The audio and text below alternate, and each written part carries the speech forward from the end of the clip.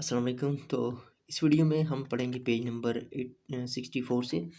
Book का नाम है think and grow rich. Urdu में इसका तर्जुमा है सोचिए और अमीर हो जाइए, और इसका टॉपिक है ख्वाहिश कुदरत को भी पछाड़ देती है। ठीक है, हम यहाँ से पढ़ना शुरू करेंगे।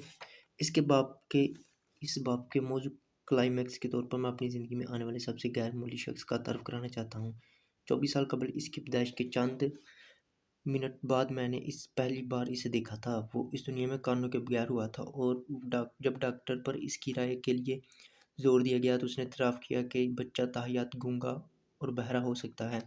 मैंने डॉक्टर की राय को चैलेंज किया। मुझे ऐसा करने का हक था क्योंकि मैं इस बच्चे का बाप था। मैं भी एक नतीजे पर पहुंचा और इसका इजहार किया, मगर बुलंद आवाज़ से नहीं बल्कि खामोशी से दिल में किया। मैंने ये तय किया कि मेरा बच्चा बोले और सुनेगा। कुदरत मुझे कानों के बगैर बच्चा दे सकती थी, मगर फितरत मुझे इस मजबूर की हकीकत कबूल करने पर मजबूर नहीं कर सकती थी। मेरी सोच थी कि मेरा बेटा सुने और बोलेगा, मगर कैसे? मुझे यकीन था कि इसका कोई तरीका होगा, और मैं जानता था कि मैं इसको तलाश कर लूँगा। मुझे लफ़ानी इमर्सन का कौल याद आया, हालात हमें ईमान सिखाते हैं, हमें सिर्फ अतायत करनी है। हम सबके लिए रहनुमाई है, और बगैर सुनने से हम दुरुस्त लफ्ज़ सुन लेंगे। दुरुस्त लफ्ज़ ख्वाहिश। किसी भी शय से बढ़कर मेरी ख्वाहिश थी कि मेरा बेटा गूंगा और बहरा ना हो।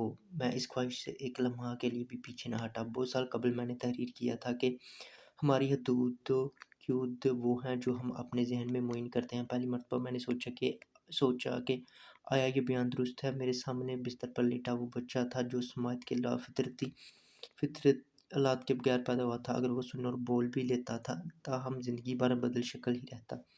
यकीनन ये एक ऐसी हद थी जो इस बच्चे ने अपने ज़हन में खुद कायम की थी। मैं इस बारे में क्या कर सकता हूँ? मैं किसी तौर इसके दिमाग में कानों की मदद के बगैर आवाज़ पहुँचाने के ज़राए की अपनी शदीद ख्वाहिश इसके ज़हन में डाल दूँगा। जब बच्चा तआमुल करने के काबिल हो जाएगा तो मैं इसके ज़हन में सुनने की शदीद ख्वाहिश मुकम्मल तौर पर भर दूँगा। कुदरत अपने तरीक़ों से इसको हकीकत में तब्दील कर देगी। ये सोचें मेरे ज़हन में थी, मगर मैंने किसी से इनका ज़िक्र नहीं किया। हर रोज़ मैं एक गूंगे और बहरे बच्चे का कबूल न करने का अहद दोहराता। जूँ-जूँ वो बड़ा होता गया और अपने इर्द-गिर्द की चीज़ों का पर तवज्जो देने लगा, हमने मुशाहिदा किया कि वो किस हद तक सुन सकता है। जब वो बोलने की उम्र को पहुँचा तो वो बोलने की कोशिश न करता, मगर वो अपनी कात से बता देता कि बाज़ आवाज़ें किस हद तक सुन सकता है। मैं बस यही जानना चाहता था। मुझे यकीन था कि अगर वो थोड़ा-सा भी सुन सकता है तो वो इससे ज़्यादा सुनने की सलाहियत पैदा कर सकता है।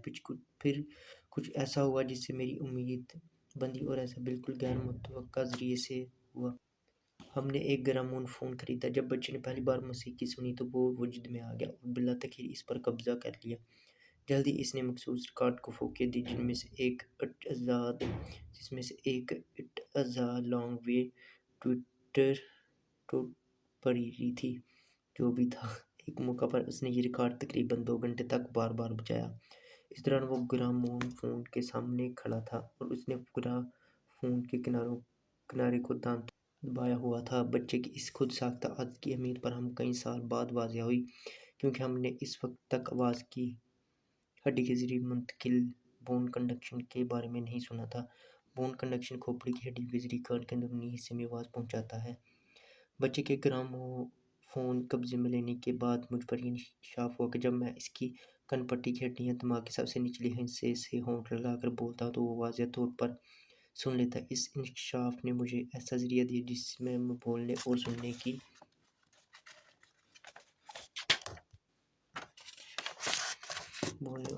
सलाहियत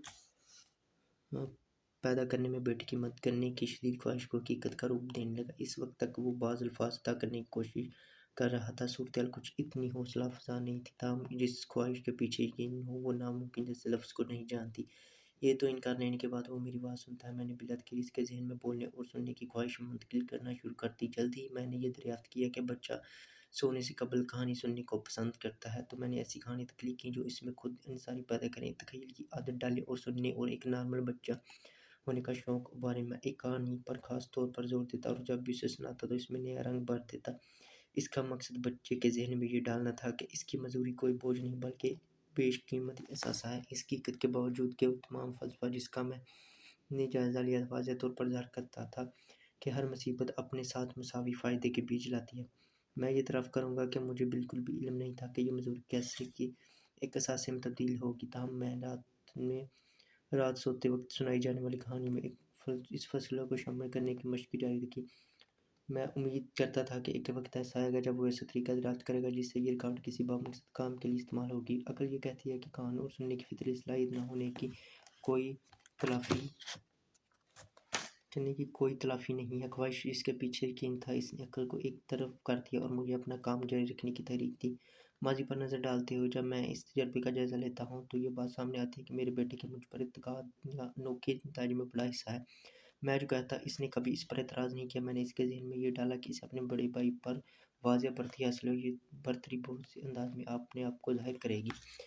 مثال کے طور پر اسکول کے اساتذہ یہ دیکھیں گے کہ اس کے کان نہیں ہوتے تو اس وجہ سے وہ اس پر خصوصی توجہ دیں گے اور غیر معمولی نرمی کا برتاؤ کریں گے۔ اساتذہ نے بالکل ایسا ہی کیا۔ بچے کی ماں اس کے ٹیچروں سے ملتی اور ان سے کہتی کہ وہ اس پر ضروری اضافی توجہ دیں۔ میں نے اس کو یہ بھی بتایا کہ جب وہ اتنا بڑا ہو جائے گا کہ اخبارات فروخت کر سکے، اس کا بڑا بھائی پہلے اخبارات کا تاجر بن چکا تھا، اس کو اپنے بھائی پر برتری حاصل ہوگی، جس کی وجہ سے یہ ہے کہ لوگ اس کے مال کی زیادہ قیمت دیں گے کیونکہ وہ مشاہدہ کریں گے کہ کان نہ ہونے کے باوجود وہ ایک سمجھدار محنتی لڑکا ہے۔